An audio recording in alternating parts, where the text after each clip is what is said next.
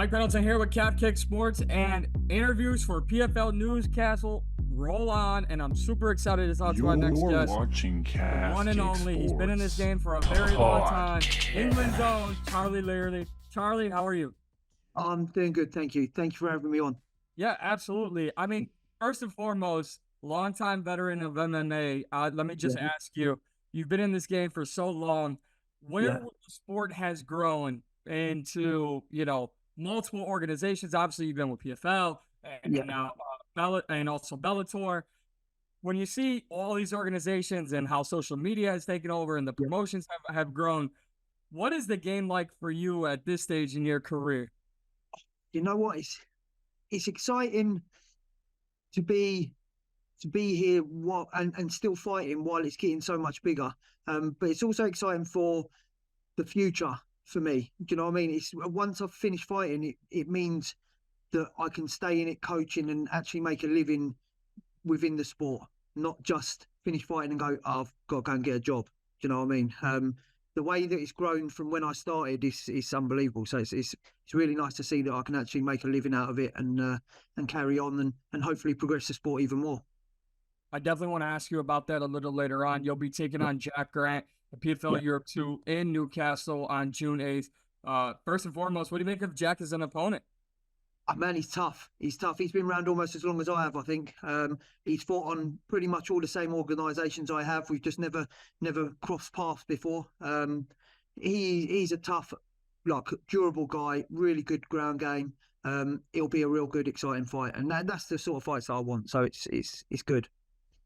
It's like you knew what I was going to ask about the fights that you'll be having. But what does it mean to you to be fighting in Newcastle? Oh, listen, fighting back in England and is nice. Newcastle is so far away from where I actually live that it's not local for me. So it's not like it's a nice one round the corner. When I was fighting in London, that was really nice. Get a lot of people there. But being back in England, fighting in England is always enjoyable. I've never fought in Newcastle before, so it's a new place. So it's always nice to tick it off and make the PFL debut. It's a good place to be. Specifically speaking to the UK and, where you're from and how the history of the sport has grown from, the days of the beginning, and then you get some champions, and now the UFC just announced a massive card headed to Manchester. How big has UK MMA gotten, in your opinion? Oh, it's crazy. It's like you can see just by the fact that we've got champions in the UFC, we've got guys fighting for titles and pushing for titles in Bellator, PFL and things like that. I think you can see that it's enormous. It used to be when I first started, you'd have to move to America to get the decent training and really, if you wanted to progress. Nowadays, you can just go anywhere in the country, and it's not even just specific areas. You've got massive teams in London, in the Watford area, then you've got Birmingham area, you've got the North. It's such a big sport now, and you can get all the training you need in the UK. You don't need to go to these other places if you don't want to. Obviously, it's still decent to get over to other gyms and bigger places, but we've got it all here now. So it's amazing, and it's progressed so much since I started. And I'm going to ask you about the next generation of UK MMA, but first, I spent time in Bellator. Now you're fighting on the PFL side. Yeah. What has this time been like, the transition of being, part of Bellator, now part of PFL? You know what? For me, it was tough. It's been tough. It's been over a year since I fought again. Since COVID, my career's been really tough. I went from fighting. I mean, I've had 32 pro fights, 33 pro fights, something like that. And I went from fighting regularly 3-4 times a year, and the last 4 years I fought once a year. I've had year-long layoffs each time. And then with the transition, when Bellator was getting bought and stuff like that, that was again put me back again for another year. So it's been tough. It's been tough, but it's exciting. It's something new. It's good for the sport to have people pushing to be the top. Do you know what I mean? It's not just a one organisation sport anymore. So it's always great. It's just like I say, for me, it's frustrating coming to the age I am now, and where I really wanted to push on in my career, it's been stop, start. But listen, PFL doing the tournament and being in the tournament, regular fights, that's exactly what I want. I was going to ask, with, your age, To me, you look 21. I think you can fight Thank for you. another Thank 20 you. years. So, Thank you. with that being said, a lot of people I've talked to leading up to this event, they have said how much they enjoy PFL because it keeps them active, it keeps them Yeah. busy. A longtime mixed martial artist like yourself, you've got to love this idea of all I have to do is show up. PFL takes care of the promotion, the social Yeah. media. I just got to show up and fight. Yeah, that's great. That is one of the biggest things. It's really nice to be able to concentrate on fighting and not the publicity side and pushing this and pushing that. Being in the welterweight tournament as well has been really nice. It means the weight cut's not so drastic. I'm not focusing all my training on diet and cutting weight. I'm actually improving and focusing my skills on certain things. So yeah, being able to fight regularly is going to be amazing, and hopefully we get another couple of fights in before the end of the year. What would it mean to you to win the whole thing? Mean the world. Mean the world to me. I've won domestic titles. I think 5 domestic titles. So I've won titles and stuff before, but to win something like this is something special. Obviously the money helps, and the prize money would be amazing, but just having that stature and that recognition of winning something like this and this big is amazing. I think does your career and everything possible is better for it. Do you know what I mean? Everyone that I've interviewed specifically for the Newcastle event has all said the same thing. Winning, PFL Europe would be nice, but that global roster is the final goal. Is that the same for you? Of course. Even though, like you say, my age is getting up there, I feel like I've got a couple more years. The game plan before PFL brought Bellator was to get a contract renewal. So I've had 3 fights left, try and get my contract renewal for another 3-4 fights again, which would be the same as this. Win the tournament in the 3 fights, and then next year go for the global one, and let's push and fight on the biggest stage in the world. Do you know what I mean? I'm really try and push for that. Absolutely. Now, real quickly, let's talk about the age thing here for a second.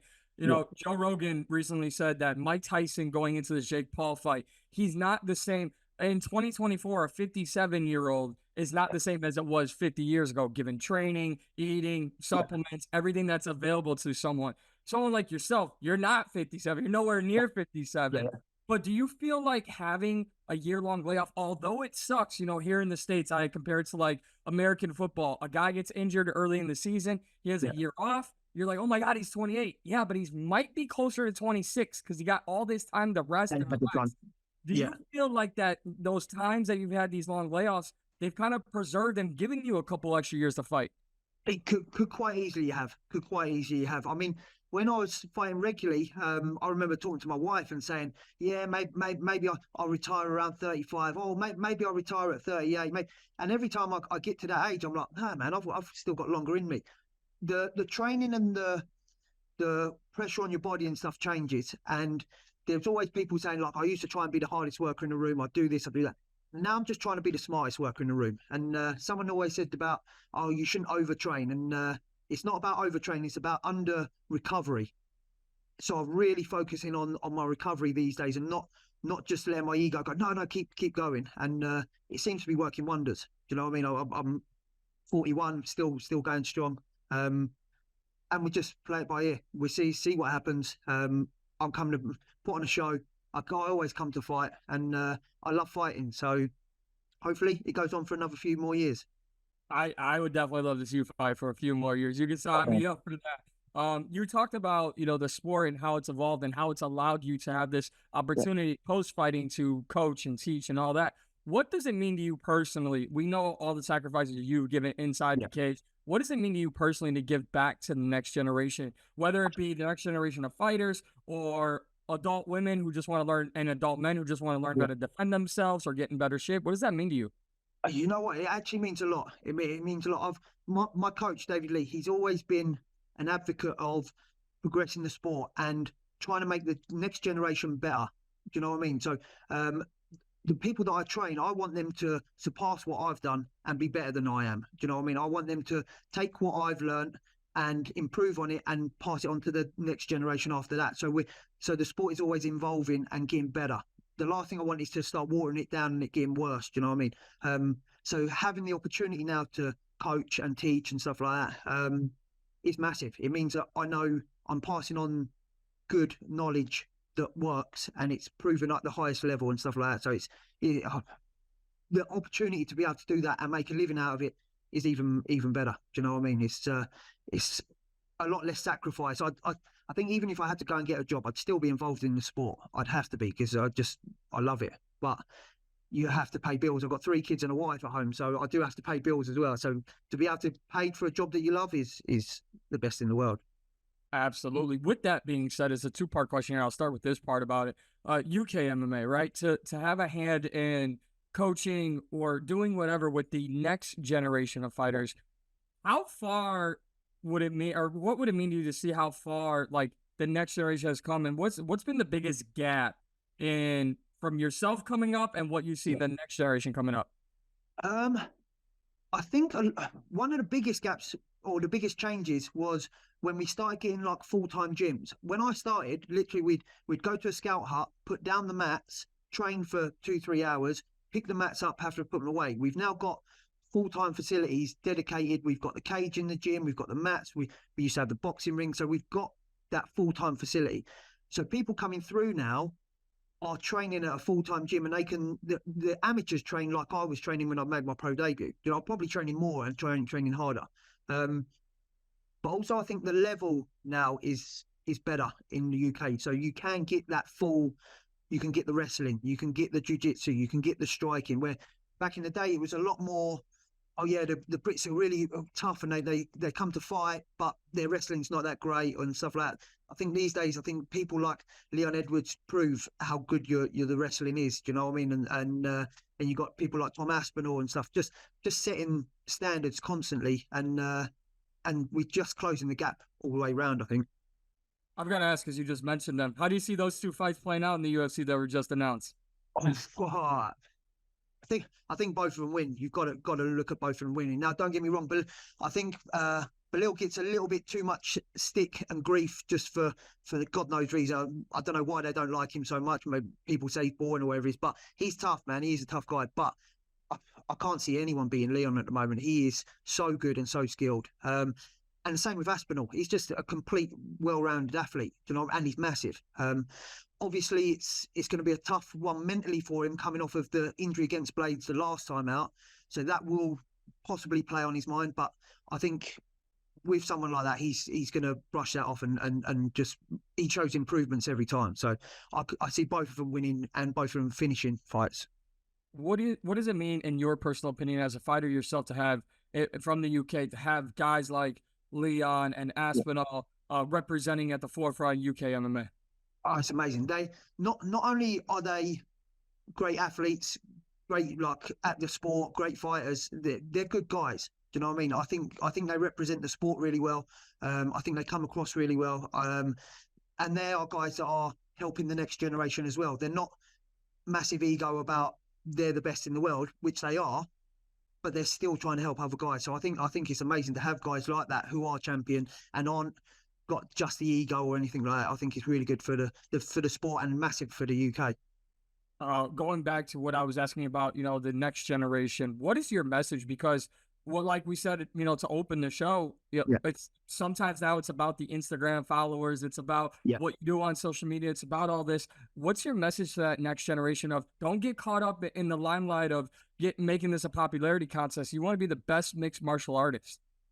You know what? It's exactly that. I think the trouble is, you see a lot of people make it through the social media, but you're only going to get to a certain level, and you're going to have people tuning in to see you win, tuning in to see you lose. Yes, they tune in, but if you don't train hard enough, you're never going to make it to that top level. You can talk your way into a lot of different fights or a lot of different situations, but you're not going to come out on top. The thing you need to do is turn up and train. That is all you need to do. Just keep turning up and training. Good days, bad days, it doesn't matter. Turn up and train, put in the time and put in the effort, and you'll get the rewards without a doubt. Probably you mentioned something about how, you know, things have been difficult since COVID. I think if we just step outside the cage and look around the world, we could see mental health has gone up and down. We've seen people lose jobs. They've given up on their career aspirations.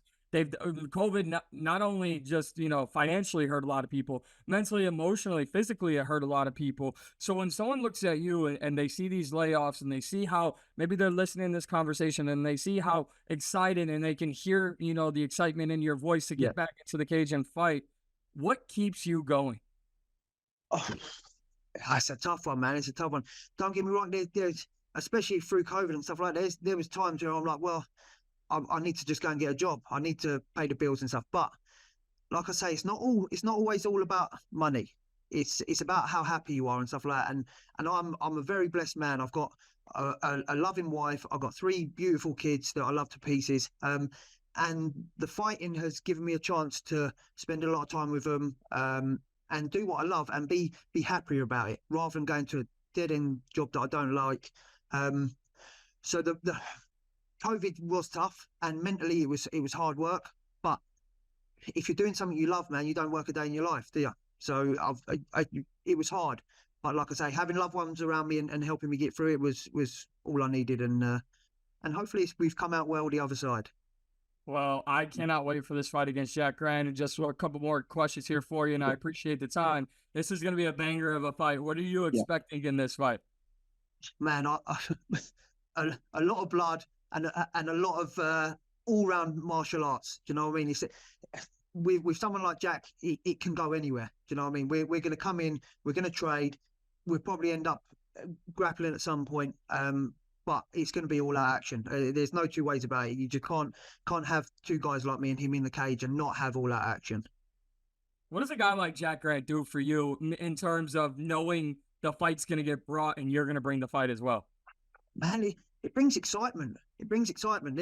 There's nothing worse than trying to get up for a fight when you know the guy's only dead set on one thing. Okay, he's just going to try and hold me down, or he's just going to try and with Jack, you don't know what's coming. Do you know what I mean? Yes, his grappling's amazing, but the guy likes to strike, and he's going to come and throw everything.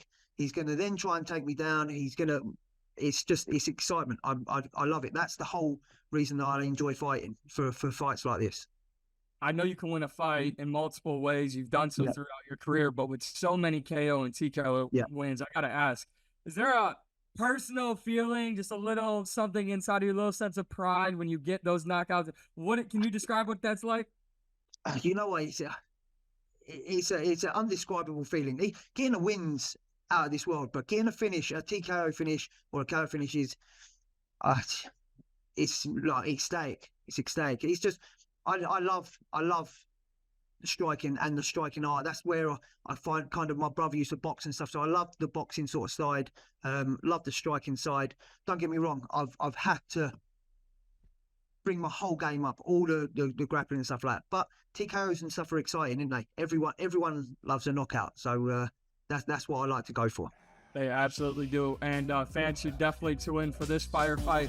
Charlie Leary against Jack Grant, PFL Newcastle on June 8th. Charlie, first time talking to you. Hopefully it's not the last. Yes, that's right. And definitely want to see you fight more with the PFL, and then hopefully we'll see you, for a few more years to come. I'm definitely excited for this fight. I know it's going to be fireworks, and I can't wait to see you in there. That's great. Thank you so much, man. Thanks for your time. Thank you.